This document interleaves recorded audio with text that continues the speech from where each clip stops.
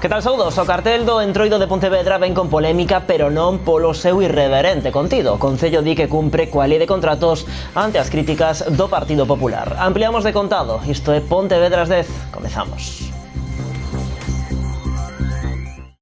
Se o Concello de Pontevedra di que cumpre coa lei de contratos en cada proceso, así detallante se pronunciou esta mañá a voceira do goberno local. Anabel Culía seguiu o paso das críticas do Partido Popular. A formación acusou de amiguismo o Concello o elixir o debuxante Quico da Silva para encargarse un ano máis do cartel do Entroido da cidade.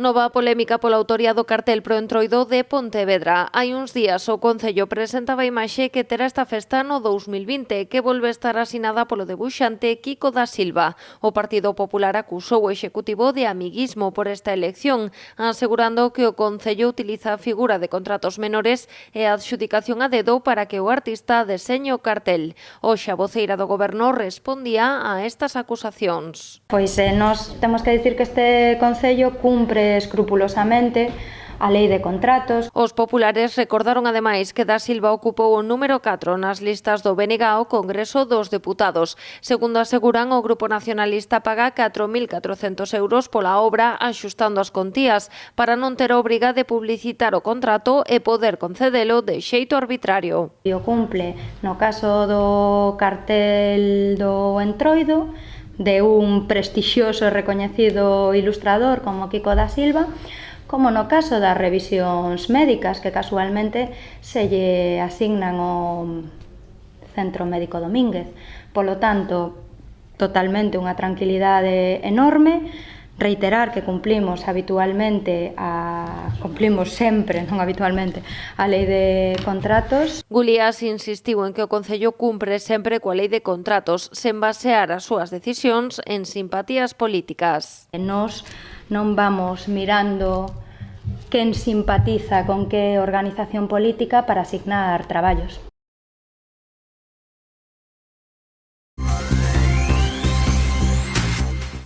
Los humanos solo utilizamos el 10% de nuestra capacidad cerebral. ¿Sabías que tras el estudio olvidamos más cosas las primeras 24 horas que los siguientes 30 días? ¿Te han explicado cómo funciona tu cerebro? ¿Sabías que reduciendo un poco la frecuencia en que trabaja se duplica tu capacidad de memorización? ¿Qué harías si pudieses memorizar el doble de rápido? Decide tu éxito. Estudiar es fácil. Nosotros te enseñamos. Instituto de Neurociencia y Alto Rendimiento. Reserva tu plaza.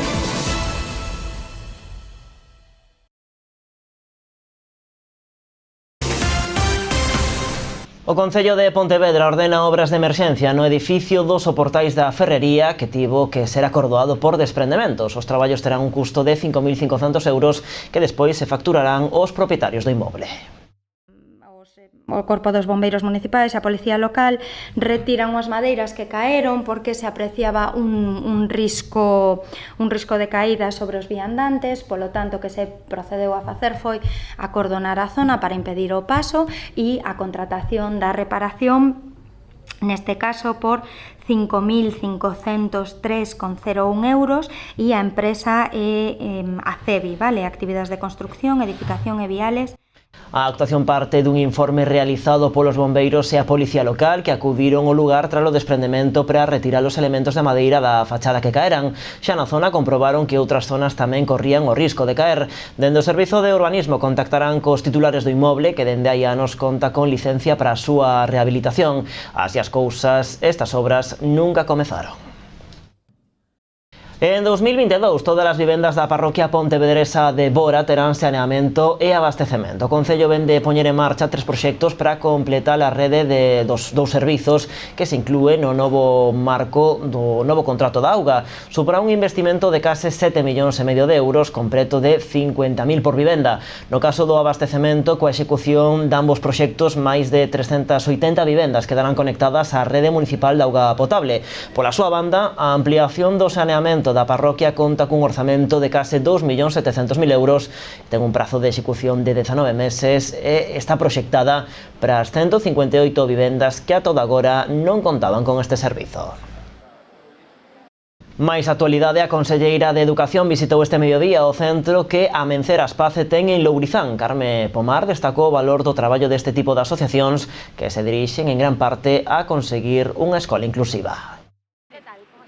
Conseguir unha escola inclusiva. Este é un dos obxectivos para os que traballa a Asociación Amenceras Pace. A entidade recibiu hoxe a visita da conselleira de Educación no seu centro de Lourizán, en Pontevedra, un espazo centrado na atención educativa do alumnado con parálise cerebral. Convenios con distintas entidades que se ocupan da educación especial ou de aquel alumnado con necesidades educativas especiais que require recursos tanto metodolóxicos como de todo tipo, como infraestructuras específicas. A Consellería mantén relacións de colaboración coa entidade con outra trintena de asociacións especializadas na atención á diversidade.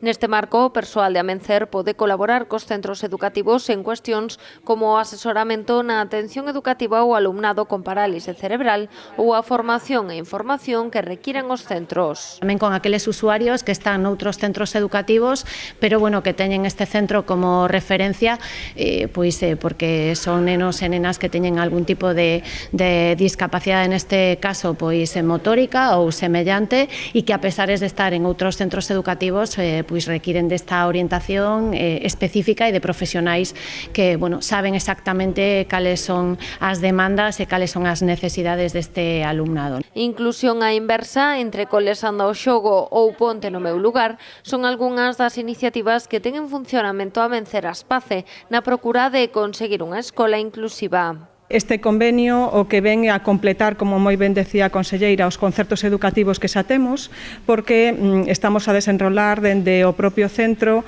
asesoramento e apoio a centros ordinarios de educación. Estamos a levar a cabo proxectos como Inclusión á Inversa ou Ponte no meu lugar, que son proxectos para fomentar e sensibilizar os valores nos alumnos de distintos centros escolares da provincia. Con este obxectivo, a Consellería promove a formación permanente do profesorado nas accións relativas á atención á diversidade, en concreto o alumnado con parálise cerebral. Tamén colabora na sensibilización e na difusión de materiais e documentos que permitan un maior coñecemento das patoloxías. E un videoclip grabado en Pontevedra está nominado aos Premios Mestre Mateo. Trátase da peza Perfidia do grupo de música tradicional Tanxugueiras e asinado pola produtora 13 Amarillo. O vídeo gravouse no aparcadoiro disuasorio de Mollabao o día 10 de novembro de 2019. Un coche emborcado e ardendo no centro da parcela chamou a atención, lembrarán, de moitos pontevedreses. Agora competirán nos Mestre Mateo con pezas asinadas por Warner ou de grupos tan importantes como Heredeiros da Cruz. Poche falar mal de min, que la homo contou, sempre quixen ben e quero a quen me desenganou, sempre quixen ben e quero a quen me desenganou, teño unha erva na horta que rebenta polo pé, ta mentía reventar por decir lo que non é, ta mentía reventar por decir lo que non é.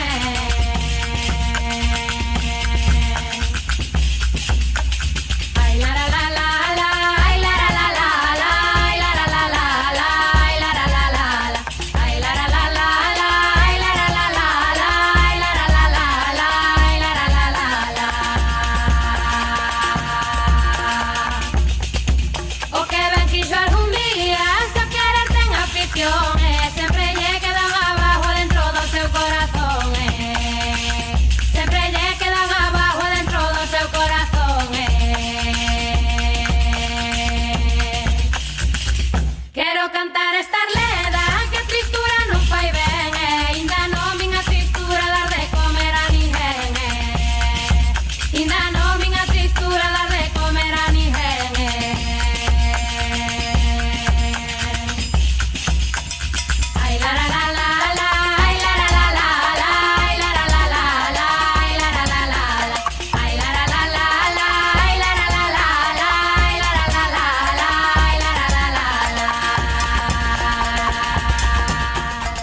Así poñemos o peche a este tempo de noticias aquí en Canal Rías Baixas. De contado chega a información do tempo e xa saben que todo isto e moito máis poden consultar na página web canalriasbaixas.com e tamén nas nosas redes sociais. Graciñas pola súa atención. Adeus.